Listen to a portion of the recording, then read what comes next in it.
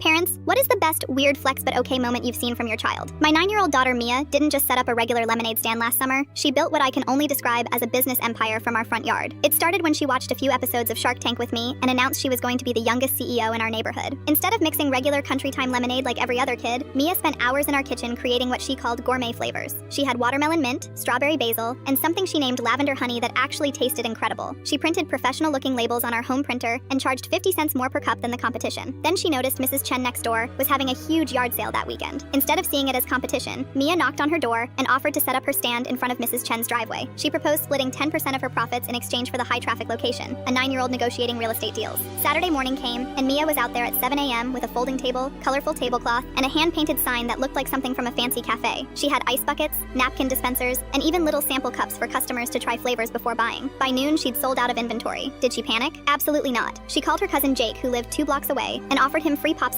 to deliver more ingredients on his bike. While waiting for her supply run, she started taking advance orders from customers who wanted to come back later. When Jake arrived with lemons, sugar, and mint from the grocery store, Mia set up a little production line right there on the sidewalk. She had customers watching her make fresh batches while they waited. Some people started buying 2 cups just because they were impressed by the show. Sunday was when things got really wild. Mia showed up with a professional-looking menu board, complete with prices and flavor descriptions. She'd somehow convinced my husband to let her borrow the portable card reader from his weekend handyman business. When a guy in a BMW pulled up and said he only had Apple Pay, Mia didn't even blink. She handed him the card reader like it was the most normal thing in the world and said matter-of-factly, "No problem, sir. You can swipe, tap, or use contactless payment. No excuses." The guy looked at me with his mouth hanging open, while a 9-year-old processed his credit card transaction for $3 worth of lemonade. By Sunday afternoon, Mia had recruited 2 other neighborhood kids to work for her. She gave them matching visors and trained them on customer service. 8-year-old Tommy was handling the cash register, while 10-year-old Beth managed inventory and restocking. Mia supervised everything while tracking sales in a little notebook. The weirdest flex came when another kid 3 houses down tried to set up a competing lemonade stand. Instead of getting upset, Mia walked over with her biggest smile and said, "Hey Noah, want to merge our businesses? We could cover way more customers if we work together." Noah agreed immediately, probably intimidated by her professional setup. Within an hour, Mia had absorbed Noah's operation and given him a job managing what she called their satellite location. She was essentially running a multi-location beverage franchise from our cul-de-sac. At the end of the weekend, Mia counted her earnings and proudly announced she'd made $217. She looked at my husband and me and said, "I just made more money than your Starbucks habit costs you in a week, Dad." She wasn't wrong. My husband spends about $40 weekly on coffee. But the real kicker was when she pulled out her notebook and started showing us her profit margins, expense tracking, and customer retention strategies. She'd calculated that the lavender honey was her highest margin product and planned to focus on premium flavors going forward. She'd also kept a customer list with their favorite orders for next weekend. When I asked where she learned about profit margins, she said, "YouTube University, Mom. There's tutorials for everything." My 9-year-old had taught herself basic business accounting from internet videos. Mia made more money that weekend than I made at my part-time job. She's already planning her expansion into cookies and demanded we discuss her college fund contributions. Apparently, she wants to reinvest her profits for long-term growth. I couldn't even argue with her business plan.